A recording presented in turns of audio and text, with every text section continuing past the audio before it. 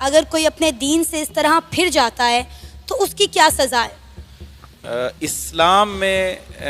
کوئی بھی شخص جو ہے نا جو مطلب کلمہ طیبہ پڑھ چکا ہے نا جی، وہ اگر اسلام چھوڑ دیتا ہے تو اس کی سزا جو ہے وہ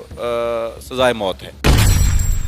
اسلام تو اس کے بارے میں یہی کہتا ہے کہ جو ہماری ریاست ہے، جو اسلام سے مڑ جائے گا، اسلام سے چلا جائے گا، اسے مرتد کہتے ہیں، اور مرتد کی جو سزا ہے وہ واجب القتل ہے۔ تم نے تو عشق میں آ کر مذہب چینج کیا ہے، لیکن ان بچوں کا کیا قصور ہے؟ ان کو تو جبری طور پر جو ہے وہ ہندو دھرم جو ہے اس کے اوپر مجبور کیا گیا ہوگا۔ اب وہ چونکہ اسلام کو چھوڑ چکی ہے، دوسرا مذہب اختیار کر چکی ہے، تو ان کا نکاح تو فاسد ہو گیا ہے۔ اب وہ اس شوہر کے نکاح کے اندر نہیں رہی۔ کسی کا شوہر گم جائے اور اس کا پتہ نہ چل رہا ہو کہ وہ زندہ ہے یا نہیں ہے، تو اس صورت میں بھی 100 سال تک عورت جو ہے وہ انتظار کرے گی۔ اخلاقیات میں تو یہی ہے کہ انڈیا جو ہے اس خاتون کو واپس پاکستان ڈیپورٹ کرے، اور پاکستانی حکومت کو چاہیے کہ وہ بھی تقاضا کریں، اور خصوصاً ہمارا مطالبہ یہ ہوگا کہ وہ جو بچے ہیں انہوں نے ہندو دھرم جو ہے وہ قبول نہیں کیا، اس خاتون نے کیا ہے، تو ان کا جو ہے پاکستان جو ہے پاکستانی حکومت اور انڈین حکومت جو ہے وہ کردار ادا کریں کہ وہ بچے جو ہے وہ پاکستان جو ہے وہ واپس لائے جائیں۔ السلام علیکم، میں ہوں ثنا امجد۔ ناظرین، آج کل ایک لو سٹوری بہت زیادہ وائرل ہو رہی ہے کہ کس طرح پب جی کھیلتے ہوئے ایک خاتون جو ہے اپنے 4 بچوں کے ساتھ بھارت جا پہنچی ہے، اور وہاں پر جا کر اس نے ہندو دھرم کو اپنا لیا اور ہندو رسومات کے تحت سچن نامی ایک نوئیڈا کے لڑکے سے شادی بھی کر ڈالی ہے۔ اس سارے معاملے کو پاکستان کے عالم دین کیسے دیکھتے ہیں، اسی پر آج ہم بات کرنے کے لیے محمد عاصم مخدوم کے ساتھ موجود ہیں، جو کہ ایک عالم دین ہیں۔ وہ اس سارے واقعے کو کس نظر سے دیکھتے ہیں، آئیے انہی سے جانتے ہیں۔ السلام علیکم۔ وعلیکم السلام ورحمۃ اللہ وبرکاتہ۔ سر کیسے ہیں آپ؟ جی میں بالکل ٹھیک ہوں، اللہ کا کرم ہے، اللہ کا احسان۔ سر، آپ تک یہ خبر پہنچی ہوگی کہ کس طرح پب جی کھیلتے ہوئے خاتون جو ہے وہ بھارت چلی گئی، اپنے 4 بچوں کو بھی ساتھ لے گئی، اور سب سے بڑی بات اس نے وہاں جا کر اپنا مذہب ہی تبدیل کر لیا ہے، ہندو دھرم کو اپنا لیا ہے۔ آپ اس سارے واقعے کو ایز اے عالم دین کیسے دیکھتے ہیں؟ بسم اللہ الرحمن الرحیم۔ انتہائی افسوسناک اور شرمناک بات ہے کہ ہم نے اپنے بچوں کو مذہب کی تعلیمات سے دور کر دیا ہے، جس کی وجہ سے آئے روز، یہ کوئی پہلا واقعہ نہیں ہے، اس طرح کے واقعات یہ پب جی کی وجہ سے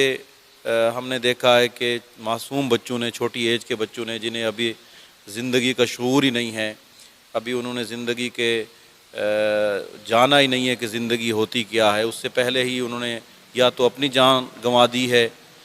یا پھر انہوں نے اپنے والدین کا قتل کیا ہے۔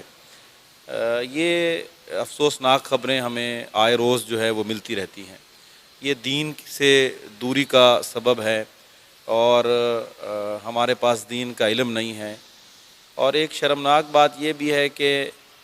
ہمارے مسالک میں کچھ طلاق کے اور نکاح کے معاملے میں اختلافات ہیں۔ کچھ مسالک یہ کہتے ہیں کہ ایک مجلس میں 3 طلاقیں نہیں دے سکتے، اور کچھ کہتے ہیں کہ ایک مجلس میں 3 طلاقیں اگر دی جائیں تو طلاق واقع ہو جاتی ہے۔ اب ایک شخص جو اہل سنت عقیدے کا ہے، جس کا نکاح اہل سنت عقیدے پر ہوا ہے، تو اس نے طلاق دے دی ہے، تو وہ جب اس کا نکاح، اس کی بنیاد اہل سنت پر ہوئی ہے، تو اس کی طلاق بھی اہل سنت کے ہی قواعد کے مطابق دیکھی جائے گی۔ لیکن وہ ڈھونڈتے پھرتے ہیں مسجدوں میں کبھی کسی عالم کے پاس کہ ان کو ان کی مرضی کا فتویٰ مل جائے، ان کو ان کے مرضی کا مسئلہ مل جائے، تو اس کا مطلب یہ ہوا کہ وہ دین نہیں پرکھنا چاہتے، بلکہ اپنی مرضی کے مسائل اس میں سے نکالنا چاہتے ہیں۔ اس خاتون کے بارے میں بھی یہ جو اس نے حرکت کی ہے، اس سے پہلے جو خبریں ہم تک پہنچی ہیں کہ اس نے اپنی طرف سے یہ واویلا کیا ہے کہ مجھے میرے شوہر نے طلاق دے دی ہے، میں نے خلا لے لیا ہے، مختلف قسم کے اس نے جھوٹ باندھے، اور اس کے بعد جو ہے اس نے جو وہ عشق میں مبتلا تھی، اس نے اپنا دھرم جو ہے وہ چینج کیا ہے، اپنا مذہب جو ہے وہ چینج کیا ہے۔ اسلام تو اس کے بارے میں یہی کہتا ہے کہ جو ہماری ریاست ہے، جو اسلام سے مڑ جائے گا، اسلام سے چلا جائے گا، اسے مرتد کہتے ہیں، اور مرتد کی جو سزا ہے وہ واجب القتل ہے، اور اسے ہم نے قتل نہیں کرنا، اسے ریاست نے، جیسے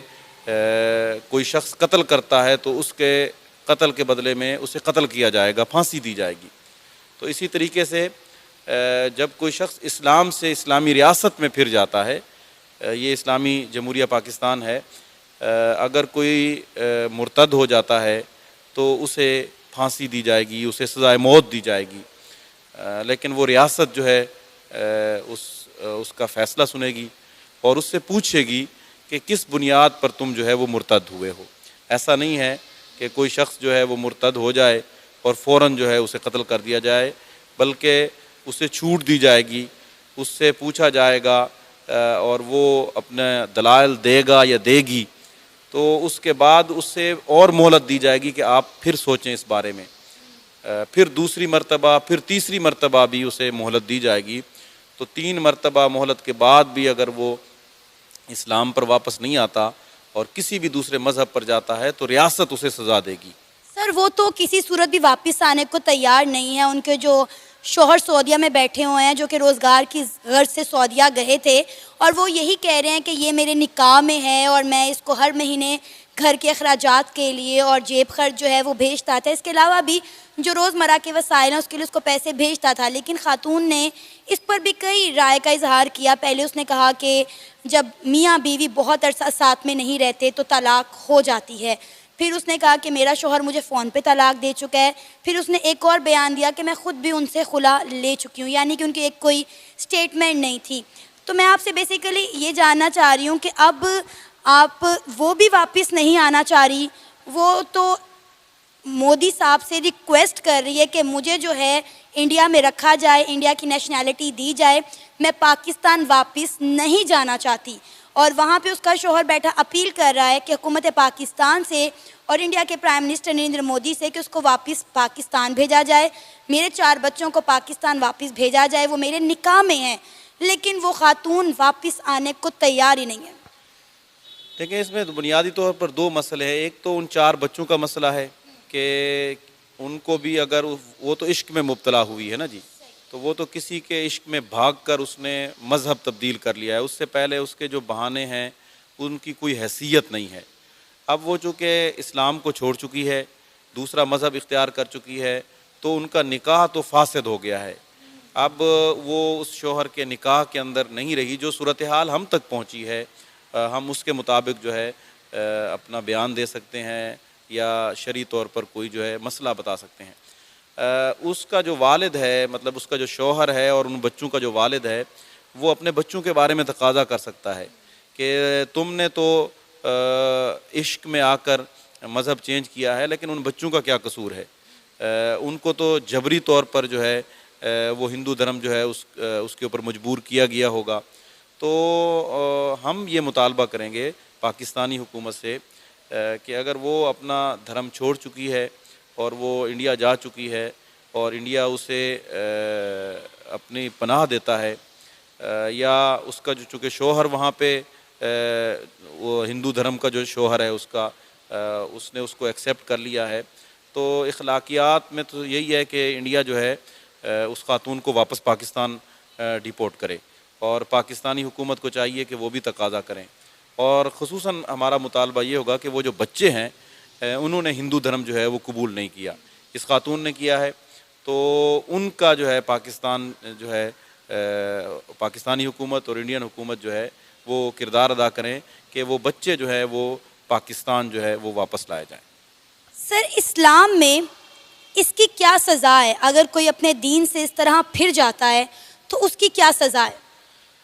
اسلام میں کوئی بھی شخص جو ہے نا، جو مطلب کلمہ طیبہ پڑھ چکا ہے نا جی، وہ اگر اسلام چھوڑ دیتا ہے تو اس کی سزا جو ہے وہ سزائے موت ہے، اور